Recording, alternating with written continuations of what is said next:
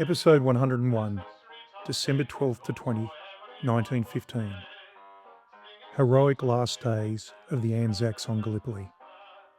By General Sir John Monash, KCB. Read by Tim Pearce. Once the momentous decision to evacuate the peninsula had been taken, great secrecy had to be maintained so that the Turks should have no inkling of what was contemplated.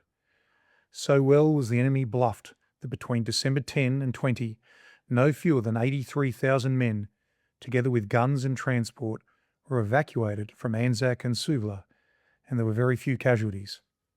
General Monash, then commanding the 4th Australian Infantry Brigade, tells the astounding story of this bloodless and silent retreat, which he reasonably enough considers to be the greatest joke and the greatest feat of arms in military history. The following description of the evacuation was written in diary form and sent subsequently to Lady Monash. Anzac, December 12, 1915. Like a thunderbolt from a clear blue sky has come the stupendous and paralysing news that, after all, the Allied War Council has decided the best and wisest course to take is to evacuate the peninsula, and secret orders to carry out that operation have just reached here. The secret is known so far to only a small handful of men. There is no harm in my writing about it today, because it will be very many days before this letter can be posted. The first thing to do is to secure as great a measure of secrecy as possible. This operation of withdrawal is going to be every bit as critical and dangerous an enterprise as the first landing, and if the Turks were to get the slightest inkling of what was intended, it would mean the sacrifice of at least half of our men. As it is, it will mean the sacrifice of some men and of the vast quantities of munitions and stores. At a conference of the commanders, it was decided to put up the bluff that, owing to the severe winter conditions, is intended to form a winter rest camp at Imbros and take the brigades and battalions there by turn. In this way, we should be able, in 2 or 3 stages, to remove about 2/3 of the total army, leaving the remaining third to man the defences very lightly, and then finally to make a bolt for the beach in the dead of night and into boats which will be waiting. It is, of course, an absolutely critical scheme, which may come off quite successfully or may end in a frightful disaster. But orders are orders. I need not say I feel very unhappy. Being bound to secrecy, I can take none of my staff or COs into my confidence. I'm almost frightened to contemplate the howl of rage and disappointment there will be when the men find out what is afoot. And I'm wondering what Australia will think at the desertion of her 6,000 dead and her 20,000 other casualties. December 13. The move has already commenced. Tonight, the whole of my 15th Battalion and about 100 odds and ends are being taken off in barges. I'm sending with them all the invaluable brigade records and a portion of my own baggage. It is my intention, if left a free hand, to be the last man of the brigade ashore and to see everybody safely off. But Sir A.H. Russell has told me today that as I am second in command of the division, he will very likely decide for me to get away with the second last quotas, so that I can supervise the concentration of the division at whatever place we are going to. December 14. About 600 of the 4th Brigade, with all their impedimenta, got safely away last night, although there was a half moon.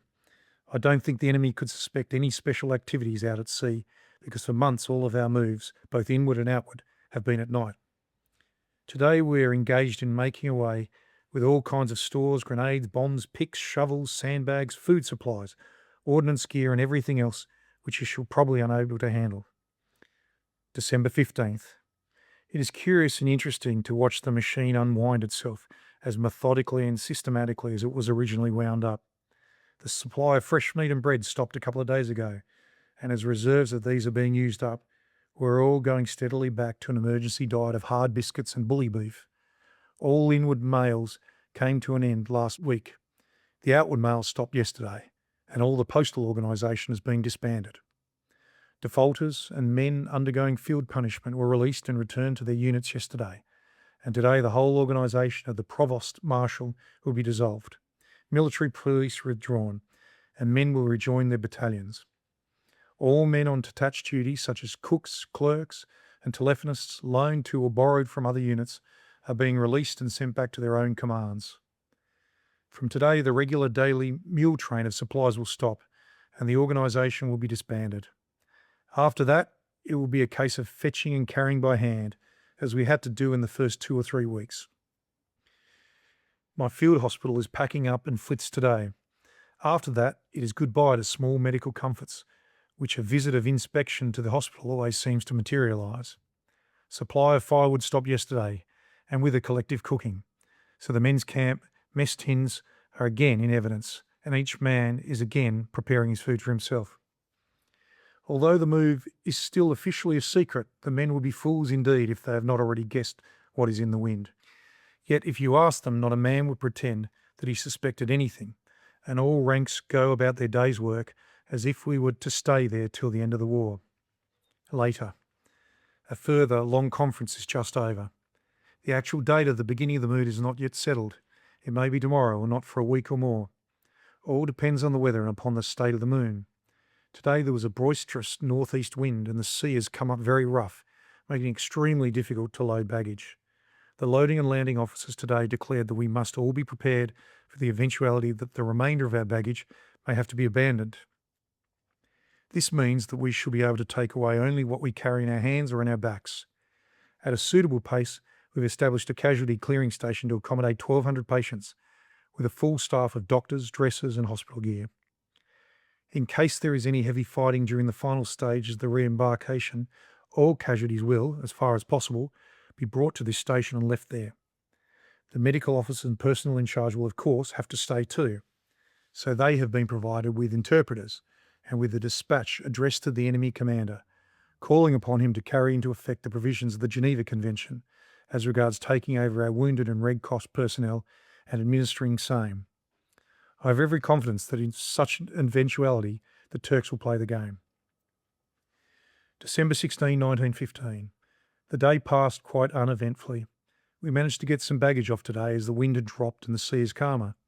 The total strength of Anzac has in the last 4 days been reduced from 45,000 to 20,000, and we shall continue to hold the lines against at least 170,000 Turks, 10 divisions, until the second last day, and on the very last day we shall have only 10,000. Everything is working out so far most smoothly. Today, for the first time, I took my staff and commanding officers into my confidence and explained to them the outline of the general scheme and the particular role each would have to play. The rest of the day I spent in preparing a complete draft of my final orders. In view of the steadiness of the barometer and the general favourable conditions, it has now been decided to carry out the operation of re-embarkation tomorrow and Sunday. Today, therefore, we had a final divisional conference and took mutual farewells of each other. General Birdwell himself came over from Imbros and specially picked my lines for a visit. He went along my whole line and shook hands with all the officers and expressed the hope that they would come through alive. I've already sent off about 800 of the brigade. Tomorrow McGlynn goes with another 800, and on the last night I have the remaining 825. These I have divided into 3 echelons of groups. The first 400, the second 255, the last of all 170, moving respectively at 6 p.m, 10 p.m, and 2 a.m. The last 170, or the diehards, have been chosen from the most gallant and capable men in the brigade.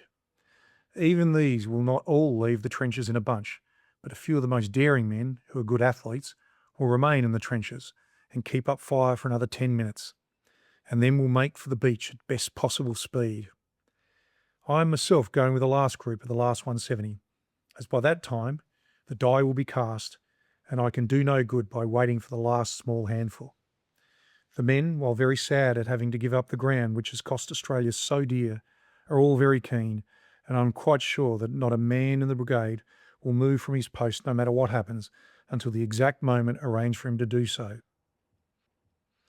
It's been worrying to me to think that, if we get clear away without much loss, the enemy will nevertheless represent the incident as a great victory for them, even to the extent of alleging that there has been a great fight and they have driven us into the sea.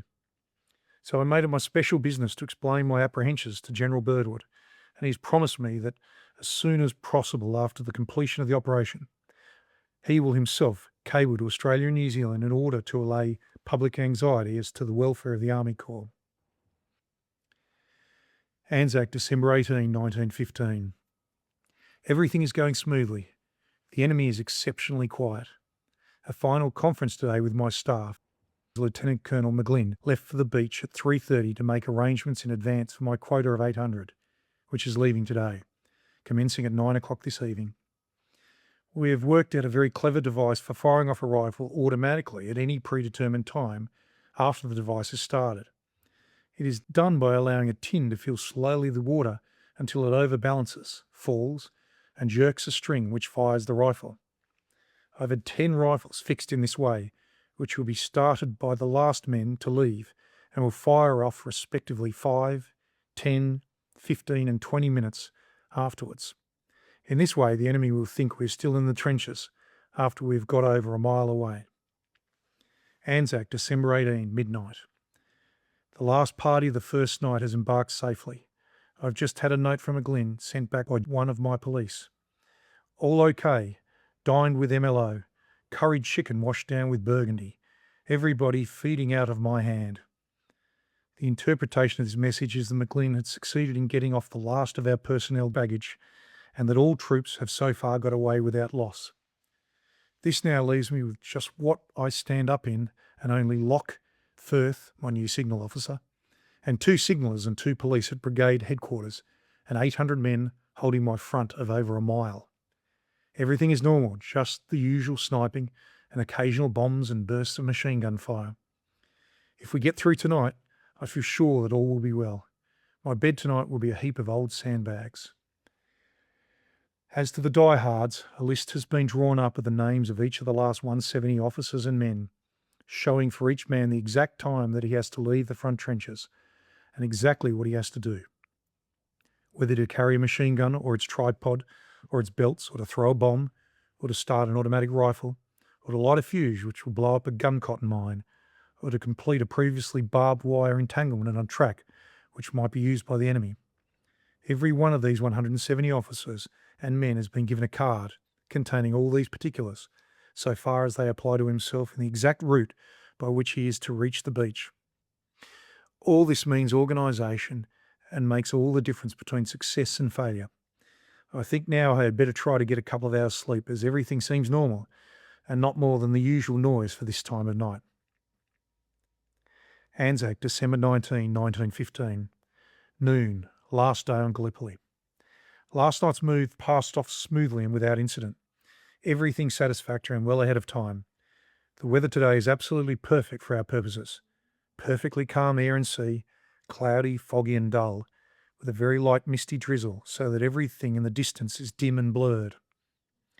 8 p.m. All going swimmingly and without a hitch. By this time, the A parties of tonight will have got off. At this moment, there are not more than 5,000 troops in the whole of Anzac, thinly holding the front line against 170,000 of the enemy. If the Turks only knew it. This afternoon, the fleet carried out a most terrible bombardment at Helles in order to suggest the idea that we were contemplating an attack. It is clear, bright moonlight, but icy cold. One of our planes is buzzing overhead, mainly to keep any enterprising enemy plane from trying to be curious and see what's going on. The next hour or two will be decisive. The B parties start at 9:30 and then there will only be a small handful left. But we shall have succeeded in withdrawing the great bulk of the Army Corps without any loss.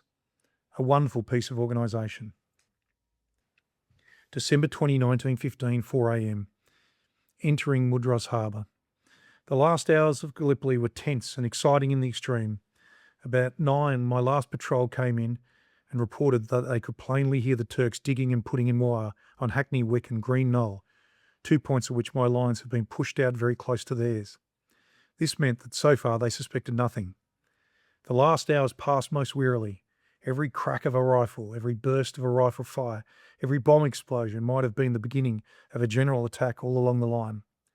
By 10 o'clock our final numbers had reduced to the 170 in the brigade, 600 in the whole New Zealand and Australian division, and about 1,500 in the whole Army Corps, spreading along a front of over 8 miles. This meant that if any point along this great line the Turks had discovered the withdrawal of the garrison, and if only a few of our men had given way and allowed our lines to be penetrated, the whole of this last 1,500 would have had a very hard fight of it, and many would have left their bones on Gallipoli.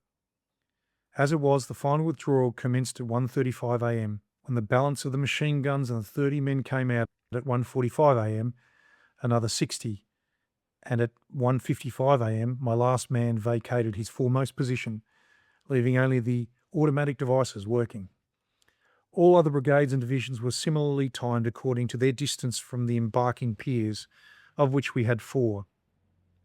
Down dozens of little gullies leading back from the front lines came little groups of 6 to a dozen men, the last, in every case an officer, closing the gully with a previously prepared frame of barbed wire, or lighting a fuse, which an hour later would fire a mine for the wrecking of a sap or a tunnel by which the enemy would follow. All these little columns of men kept joining up, like so many rivulets which flow into the mainstream, and so at last they coalesced into 4 continuous lines, one from the south, 2 from the east, and 1, that is ours, from the north. There was no check, no halting, no haste or running, just a steady, slight tramp in single file without any lights or smoking, and every yard brought us nearer to safety. The heads of the 4 marching lines reached Brighton, Anzac, Howitzer, and North Beaches almost at the same instant. So well had everything been timed, and so well had all kept to the prescribed pace of 3 miles per hour. And then, without check, each line marched, like so many ghostly figures in the dim light, in single file onto its allotted jetty, the sound of marching feet having been deadened by a laying floor of sandbags, and so on to a motor barge, Beetles we call them, holding 400. On to these, generals, staff officers, machine gunners and privates all packed up, promiscuously and quietly. There was a short pause to make sure that no one had been left behind. Not a sound could be heard on the shore except the throb of the Beetles' engines, and on the distant hills the spasmodic rifle shots of the enemy, discharged at our now empty trenches. Then the landing and loading staff, chiefly naval officers, stepped aboard. "Let go all over, right away," was the last order, and slowly we moved out. Just before the barge at Anzac Pier cast off, the last engineer officer on shore joined the terminals of an electric battery and thereby fired 3 enormous gun cotton mines. These, with a terrific explosion, blew up Russell's Top, which was the knoll at the head of the western branch of Monash Valley, and which, though we could never drive the Turks off it, we had succeeded in tunnelling under. With the knoll of a couple of hundred Turks must have gone up in the air, but nothing could be seen except a volcano of dust. Instantly a most terrific tornado of rifle and machine gun fire burst forth along the whole length of Sari Bair, showing that the Turks, far from suspecting our real manoeuvre, had been actually expecting an attack, of which they took the firing of the mine to be the first signal. Thus, dramatically, with the bullets aimed at our trenches, high up on the slopes and spurs of the range, whistling harmlessly overhead, we drew off in light of the full moon, mercifully screened by a thin mist, and so ended the story of the Anzacs on Gallipoli. We had succeeded in withdrawing 45,000 men, also mules, guns, stores, provisions and transports, valued at several £1,000,000 without a single casualty, and without allowing the enemy to entertain the slightest suspicion. It was a most brilliant conception, brilliantly organised and brilliantly executed, and will, I am sure, rank as the greatest joke and the greatest feat of arms in the whole range of military history.